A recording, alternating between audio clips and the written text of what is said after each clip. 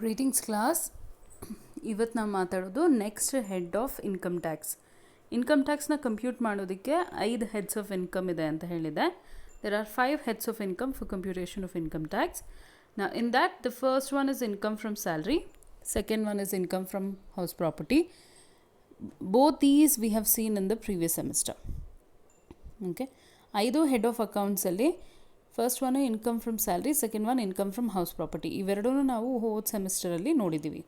So ಈಗ ನಾವು ನೋಡ್ತಾ ಇರೋದು the third head of income, which is called as profits and gains of business and profession. Okay, so ಇದು ಮೂರನೇ head of income.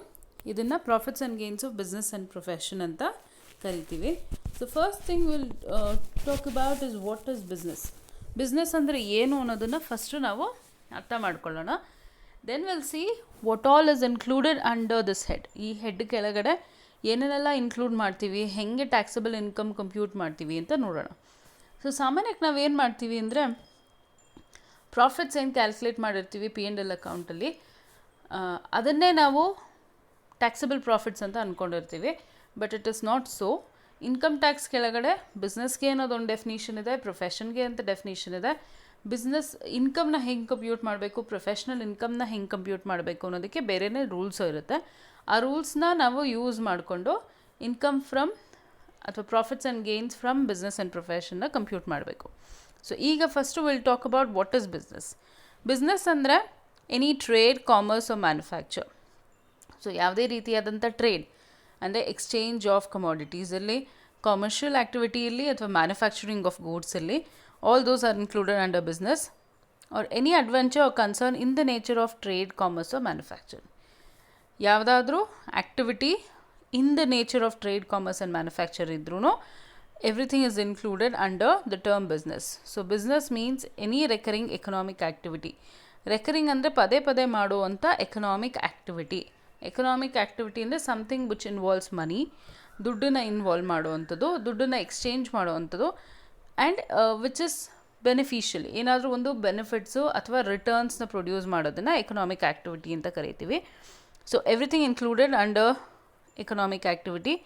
But for income tax purpose an isolated activity may be termed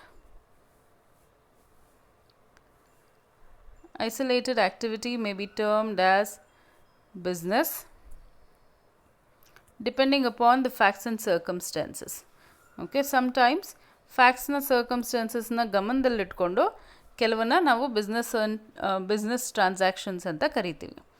okay, ಏನೇನ ಒಂದು nature of commodity, ಯಾವ ರೀತಿಯಾದಂಥ ಕಮಾಡಿಟಿನ exchange ಮಾಡ್ತೀರಾ. Okay, the commodity has to be something which has to be revenue in nature. ರೆವೆನ್ಯೂಗೋಸ್ಕರ, ಪ್ರಾಫಿಟ್ಸ್ಗೋಸ್ಕರ exchange ಮಾಡೋವಂಥದ್ದಾಗಿರಬೇಕು. And ದಿನನಿತ್ಯದ ಟ್ರೇಡಿಂಗಲ್ಲಿ ಬಳಸೋವಂಥದ್ದಾಗಿರಬೇಕು. If you are selling a long term asset, ಯಾವುದೋ ಒಂದು ನಿಮ್ಮ ಹತ್ರ ಬಿಲ್ಡಿಂಗ್ ಇದೆ, ಪ್ರಾಪರ್ಟಿ ಇದೆ, ಅದನ್ನು ಮಾರ್ತೀರಾ ಅಂದರೆ that does not become a commodity. So nature of commodity is important. Intention of the party, buyer ಮತ್ತು ಸೆಲ್ಲರ್ ಇಬ್ಬರದು ಕೂಡ ಇಂಟೆನ್ಷನ್ ಏನಿದೆ ಅನ್ನೋದನ್ನು ನೋಡಿ ಅದು ಬಿಸ್ನೆಸ್ ಟ್ರಾನ್ಸಾಕ್ಷನ್ನ ಅಲ್ವಾ ಅನ್ನೋದನ್ನು ಡಿಟರ್ಮೈನ್ ಮಾಡ್ತಾರೆ. Then efforts applied in transaction, ಎಷ್ಟು ಮಟ್ಟಿಗೆ ಎಫರ್ಟ್ಸ್ ಹಾಕಿದ್ದೀರಾ ಮಾರಾಟ ಮಾಡೋಕ್ಕೆ ಅನ್ನೋದು important. Then periodicity of transaction, then nature of transaction. ಇದೆಲ್ಲನೂ ನೋಡಿ ಇದು ಬಿಸ್ನೆಸ್ ಟ್ರಾನ್ಸಾಕ್ಷನ್ ಅಲ್ವಾ ಅನ್ನೋದನ್ನು ಡಿಟರ್ಮೈನ್ ಮಾಡ್ತಾರೆ. Okay, that is business for you. ನಾವು will see what is profession. Profession ಅಂದರೆ ಏನು? Profession according to section 2 subsection 36. ಇದನ್ನು ನಿಮಗೆ ಬಿಸ್ನೆಸ್ ಮತ್ತು ಪ್ರೊಫೆಷನ್ ಮೀನಿಂಗ್ನ ಸೆಕ್ಷನ್ ಹೇಗೆ ಕೇಳ್ತಾರೆ. So please right the sections correctly.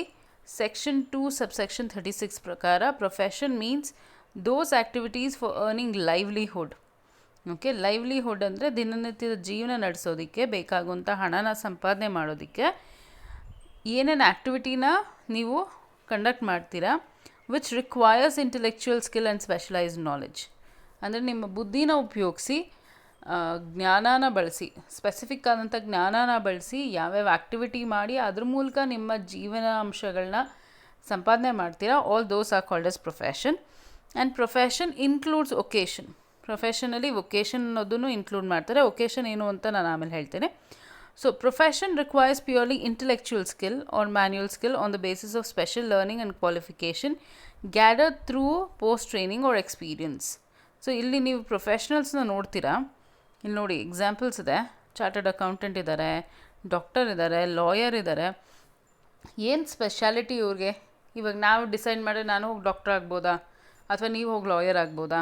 ಸಾಧ್ಯ ಇಲ್ಲ. ಯಾಕೆಂದರೆ ಲಾಯರ್ ಆಗಬೇಕು ಅಥವಾ ಡಾಕ್ಟರ್ ಆಗಬೇಕು ಅಥವಾ ಚಾರ್ಟರ್ಡ್ ಅಕೌಂಟೆಂಟ್ ಆಗಬೇಕು, ಈ ಪ್ರೊಫೆಷ್ನಲ್ಸ್ ಆಗಬೇಕು ಅಂದರೆ ನೀವೊಂದು ಸ್ಪೆಷಲ್ ಕ್ವಾಲಿಫಿಕೇಷನ್ನ ಪಡ್ಕೋಬೇಕು. ಅದಕ್ಕೆ ಸ್ಪೆಷಲ್ ಲರ್ನಿಂಗ್ ಇರುತ್ತೆ. ಅದಾದ ನಂತರ ಬರೀ ಲರ್ನಿಂಗ್ ಇದ್ದರೂ ಸಾಲದು, ಬರೀ ಡಿಗ್ರಿಗಳನ್ನ ತೊಗೊಂಡ್ರೂ ಸಾಲದು.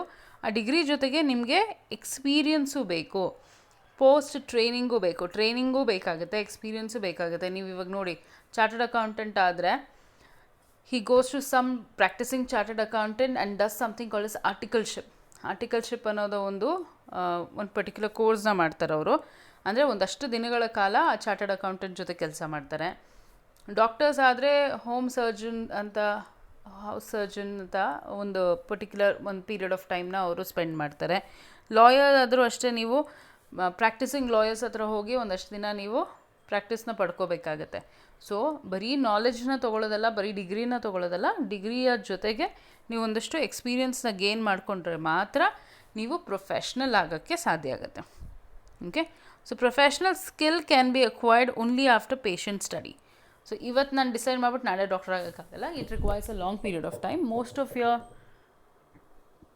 profession, if you see, requires about 3 years, 5 years of learning. So it involves a patient study and application. Both are involved. ಹಲವಾರು ವರ್ಷಗಳ ಕಾಲ ಓದಬೇಕಾಗತ್ತೆ, ಜೊತೆಗೆ ಅಪ್ಲಿಕೇಶನ್ನು ಮಾಡಬೇಕಾಗತ್ತೆ.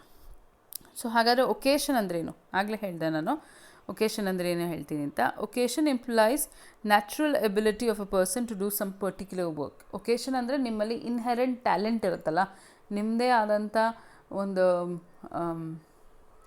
ಟ್ಯಾಲೆಂಟ್ ಏನಿರುತ್ತೆ, ಒಂದು ಸ್ಪೆಷಲ್ ಎಬಿಲಿಟಿ ಏನಿರುತ್ತೆ, ಅದು ನಿಮಗೆ ನೈಸರ್ಗಿಕವಾಗಿ ಅಥವಾ ನಿಮಗೆ ನ್ಯಾಚುರಲ್ ಆಗಿ ಬಂದಿರುವಂಥ ಎಬಿಲಿಟೀಸು. ಆ ಎಬಿಲಿಟೀಸ್ನ ಯೂಸ್ ಮಾಡಿಕೊಂಡು ನೀವು ಅದನ್ನು ದುಡ್ಡನ್ನು ಸಂಪಾದನೆ ಮಾಡ್ಕೊಳ್ಳೋಕ್ಕೋಸ್ಕರ ಬಳಸ್ಕೊಂಡ್ರೆ that becomes vocation. Like singing, dancing, acting and so on. ಇದನ್ನೆಲ್ಲರೂ ಮಾಡೋಕ್ಕಾಗಲ್ಲ. It involves a lot of hard work. Term vocation is different from hobby ಬೇರೆ, ಒಕೇಶನ್ ಬೇರೆ. ಏನು ಡಿಫ್ರೆನ್ಸ್ ಅಂದರೆ, ಹಾಬಿಲಿ ನೀವು ಮಾಡೋದು ನಿಮ್ಮ ಎಂಟರ್ಟೈನ್ಮೆಂಟ್ಗೆ, ನಿಮ್ಮ ಟೈಮ್ ಪಾಸ್ಗೆ ಆಗುತ್ತೆ. ಬಟ್ ಒಕೇಶನ್ ಅಂದರೆ they has to be an earning feature. ದುಡ್ಡನ್ನು ಸಂಪಾದನೆ ಮಾಡೋ ಉದ್ದೇಶದಿಂದ ಮಾಡುವಂಥ ಕೆಲಸಗಳನ್ನ ನಾವು ಒಕೇಶನ್ ಅಂತಾರೆ. ಓಕೆ, ಸೊ ಒಕೇಶನ್ಗೆ ನಿಮಗೆ ಸ್ಪೆಷಲ್ ಡಿಗ್ರಿ ಬೇಡ, ಸ್ಪೆಷಲ್ ಲರ್ನಿಂಗ್ ಬೇಡ. But it also requires, say for example you want be a dancer, ನಿಮ್ಗೆ ಯಾವುದೇ ಒಂದು ಸ್ಪೆಸಿಫಿಕ್ ಡಿಗ್ರಿ ಕೊಡೋದಿಲ್ಲ. But it also requires a lot of practice. ಕಲಿಕೆ ಅಂತೂ ಇದ್ದೇ ಇರುತ್ತೆ, ಪ್ರಾಕ್ಟೀಸ್ ಅಂತೂ ಇದ್ದೇ ಇರುತ್ತೆ. ಬಟ್ ಅದಕ್ಕೆ ಅಂತ ಸ್ಪೆಷಲಾಗಿ ಎಜುಕೇಷನಲ್ ಕ್ವಾಲಿಫಿಕೇಷನ್ ಏನೂ ಇರೋದಿಲ್ಲ. Okay, now there are certain things which you'll have to remember. First one, profit motive. If the motive of an activity is pleasure only, it shall not be treated as business activity. Okay, ಪ್ರತಿಯೊಂದು ಆ್ಯಕ್ಟಿವಿಟಿಲೂ profit motive ಇದ್ದರೆ ಮಾತ್ರ ಅದು business activity ಆಗಿರುತ್ತೆ. ಪ್ಲೆಷರಿಗೆ ಮಾಡುವಂಥದ್ದು, ನಿಮ್ಮ ಖುಷಿಗೆ ಮಾಡುವಂಥ ಕೆಲಸಗಳನ್ನ ಬಿಸ್ನೆಸ್ ಅಂತ ಕರೆಯೋದಿಲ್ಲ. Second one, business versus profession ಅಂದಾಗ ಇನ್ಕಮ್, ಪ್ರಾಫಿಟ್ಸ್ ಆ್ಯಂಡ್ ಗೇನ್ಸ್ ಏನು ಬರುತ್ತೆ ಬಿಸ್ನೆಸ್ ಆ್ಯಂಡ್ ಪ್ರೊಫೆಷನಿಂದ, ಅದನ್ನು ಬಹಳ ತುಂಬ ವ್ಯತ್ಯಾಸವಾಗಿ ಏನು ಟ್ರೀಟ್ ಮಾಡೋದಿಲ್ಲ ನಾವು.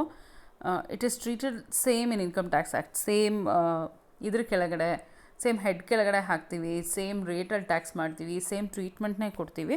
ಬಟ್ ಸ್ವಲ್ಪ ಚೇಂಜಸ್ ಇರುತ್ತೆ. Section 44 A B, A D, A D A ಇದನ್ನು ಅಪ್ಲೈ ಮಾಡಬೇಕಾದ್ರೆ ಸ್ವಲ್ಪ ಚೇಂಜಸ್ ಮಾಡಬೇಕಾಗುತ್ತೆ. ಬಟ್ ಅದರ್ವೈಸ್ ಎರಡೂ ಒಂದರಲ್ಲೇ ಹಾಕಿ ನಾವು ಕಂಪ್ಯೂಟ್ ಮಾಡ್ಕೋತೀವಿ. ಓಕೆ, ಇದು first session. Will continue in the next session.